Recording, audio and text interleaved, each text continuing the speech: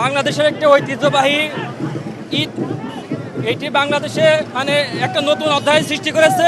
এখানে আমাদের উপদেষ্টা আসিফ ভুঁইয়া আছে, তিনি এই আয়োজন করার জন্য আমরা দেশবাসীর পক্ষ থেকে তাকে অভিনন্দন জানাই। আলহামদুলিল্লাহ, আল্লাহর অসংখ্য শুকরিয়া।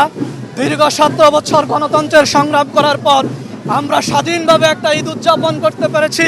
এটা সম্পূর্ণ আল্লাহর পক্ষ থেকে আমাদের জন্য বিজয়। আমরা এই পবিত্র ঈদের দিনে মহান রব্বুল আলামিনের দরবারে লাখ কোটি শুকরিয়া জ্ঞাপন করছি। ঈদ এমনি তো একটা আনন্দের বিষয়, তারপরও এটা একটা অতিরিক্ত আনন্দ যোগ হলো আর কি। আলহামদুলিল্লাহ, খুবই খুশি হয়েছি এবং আমি জানতে পারছি যে 400 বছর আগে মুঘল আমলে এরকম ঈদ উদযাপন করা হতো। তো ওইটা শুনে আগ্রহীত হয়ে এখানে আসছি এবং এত আনন্দিত হয়েছি যে বলার মতো না। আলহামদুলিল্লাহ, এত বেশি মজা লাগতেছে, আনন্দ লাগতেছে, এটা ভাষা প্রকাশ করা যাবে না।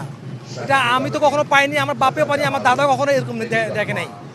এটা আমরা শুনছি এক সময় বাঙালির মানে মুসলিম ইতিহাসে এরকম হইতো, আজকে প্র্যাকটিক্যাল দেখলাম আর কি। অসাধারণ লাগতেছে, মানে এমন আয়োজন তো আগে কখনো দেখি নাই। মানে দেখা গেছে যে ঈদের দিন আমরা নামাজ পড়ে এলাকায় আড্ডা দিছি, তো বাসায় চলে গেছি, কিন্তু এই যে একটা গ্যাদারিং, এরকম আনন্দটা আসলে আমরা পাইতাম না যে ঈদের নামাজ পরপর, মানে স্পেশালি নামাজের পরপর এই জিনিসটা কখনো পাই নাই। আমরা হয়তো বিকাল টাইমে কোথাও গেছি, আড্ডা দিছি, কিন্তু এরকম নামাজের পরপরই একদম এরকম একটা এই জায়গাটায় এটা পাইনি। অনেক ভালো লাগছে। ঈদ মুবারক সবাইকে। রোজার বা মাসটা পুরোটা শেষ করার পরে একটা ঈদ উৎসব আমরা সবাই একসাথে মিলে পালন করতে পারতেছি, এই সুযোগটা হয়েছে। আর এই ধরনের উৎসব আয়োজন এটাকে আপনারা কি নিয়মিত চান কিনা একটু জানতে চাই। হ্যাঁ, অবশ্যই, মানে প্রতি বছরই যাতে এরকম করে আমরা উৎসবটা পালন করতে পারি।